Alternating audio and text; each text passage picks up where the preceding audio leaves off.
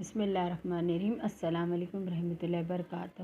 آج ہم جماعت 9ویں کا مضمون سائنس پڑھیں گے، جس میں ہم سبق نمبر 15واں سبق کا عنوان ہے جانداروں میں حیاتی افعال پڑھیں گے۔ اس کا حصہ سوم دیکھنا ہے، ہم نے حصہ 2 دیکھ چکے ہیں۔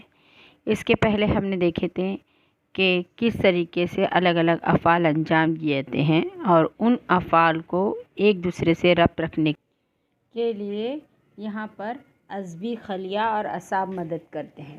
اب اس میں جو ہے یہاں پر ہم نے عصبی خلیات کی قسمیں پڑھ چکے ہیں۔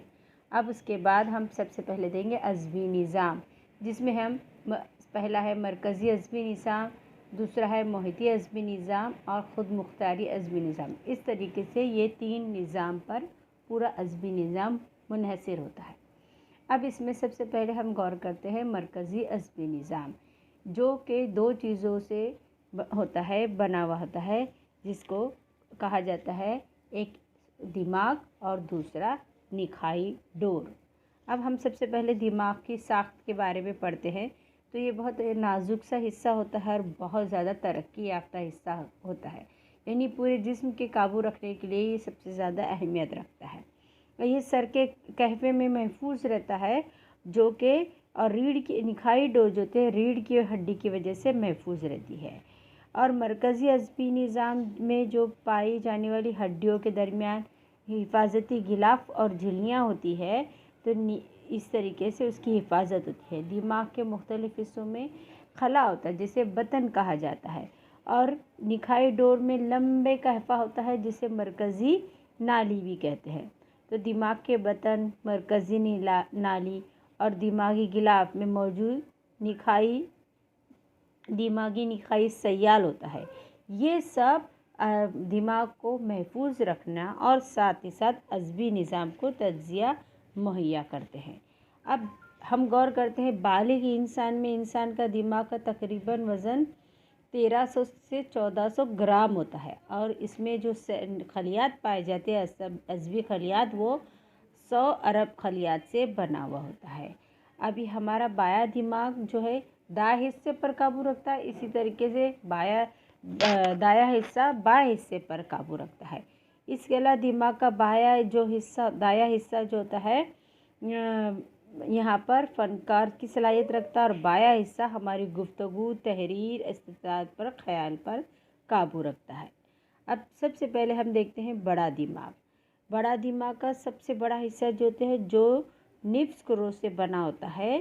یہ 2 نفس کرے چھوٹے ریشوں یعنی عصبی استوا کے ذریعے سے ایک دوسرے سے جڑے ہوتے ہیں۔ دماغ کا 2/3 حصہ سب سے بڑا حصہ بڑا دماغ ہوتا ہے، اور یہاں پر جو ہے اس میں بہت سارے بے شمار شگاف اور ابھار پائے جاتے ہیں، اور انہیں سلوٹے کہتے ہیں، جس کی وجہ سے بڑے دماغ کی سطح کا حصہ رقبہ بڑھ جاتا ہے اور عصبی خلیات کے لیے کافی جگہ مہیا ہوتی ہے۔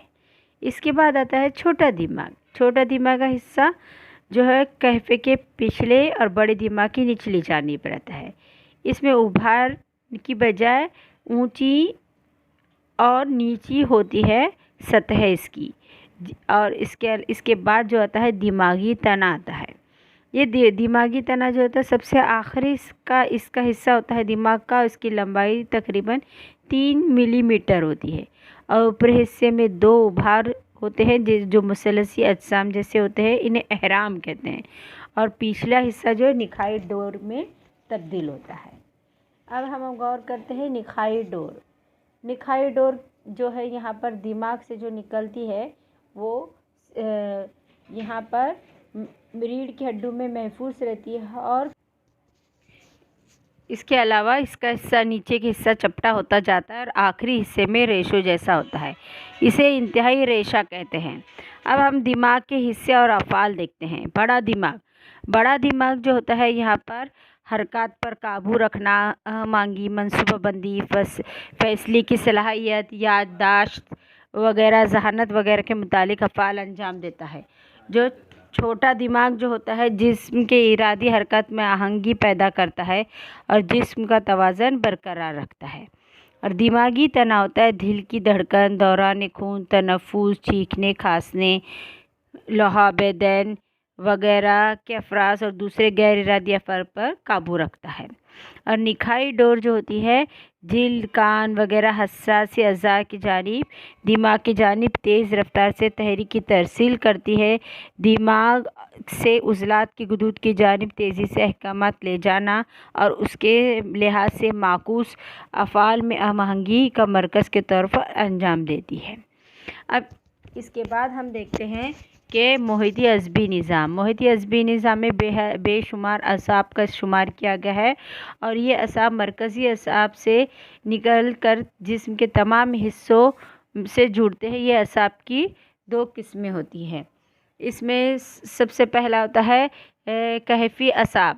دماغ سے نکلنے والے اعصاب کو کیفی اعصاب کہتے ہیں۔ یہ سر، سینہ، پیٹ کے مختلف حصوں سے جڑے ہوتے ہیں اور اس کی 12 جوڑی ہوتی ہے۔ اور نخاعی اعصاب جو ہوتے ہیں یہ ہاتھ، پیر، جلد اور جسم کے دوسرے حصوں سے جڑے ہوئے ہوتے ہیں اور اس کی 31 جوڑیاں ہوتی ہیں۔ اب دیکھتے ہیں اس کے بعد خود مختاری عصبی نظام، جس میں ایسے عضلات جن کا اپنے پر اختیار نہیں رہتا، جیسا ہمارا دل ہے، دھڑکنا ہمارے پوچھ سے پوچھ کر نہیں چلتا، خود بخود چل جاتا ہے۔ دل، پھیپھڑے میں جیسے غیر ارادی اعضاء جو ہوتے ہیں ان کی موجود اعصاب جو ہوتے ہیں خود اختیاری عصبی نظام تیار ہوتے ہیں اور اس پر ہم کوئی قابو نہیں رہتا۔ یہ سب جو ہے خود مختاری عصبی نظام اس کو کنٹرول کرتا ہے۔ ابھی افعال منقصہ کیا ہوتا ہے؟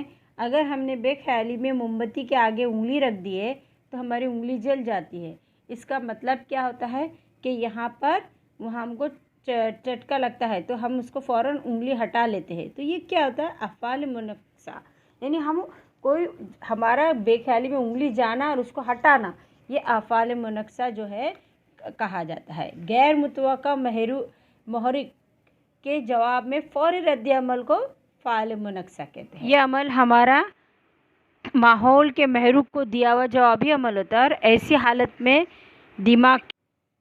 بغیر دماغ کو اطلاع دیے ہوئے پورا کام انجام دینا، یہ جو ہے یہ آہنگی برقرار رہتی ہے۔ اب اس کے بعد ہم دیکھتے ہیں کیمیائی قابو۔ کیمیائی قابو کس طریقے سے ہوتا ہے؟ ہم نے نباتات کے بارے میں دیکھ چکے ہیں۔ یہاں پر ہمارے جسم میں محرکات جیسے کیمیائی مادے کے ذریعے سے بھی ہم آہنگی اور قابو رکھی جاتی ہے اور یہ جو افرازی غدود کی وجہ سے محرکات خارج ہوتے رہتے ہیں اور ان غدود کو بے نالی غدود کہتے ہیں، کیونکہ ان کے جانب کوئی ایسی نالیاں نہیں رہتی جن کے افرازات کو ایک جگہ سے دوسری جگہ پہنچا سکے، لیکن یہ افرازات خارج ہوتے ہیں، یہ پہنچایا جاتا ہے لیکن براہ راست ہوتا ہے اور یہ کس طریقے سے ہوتا ہے؟ خون میں شامل ہو کر کے۔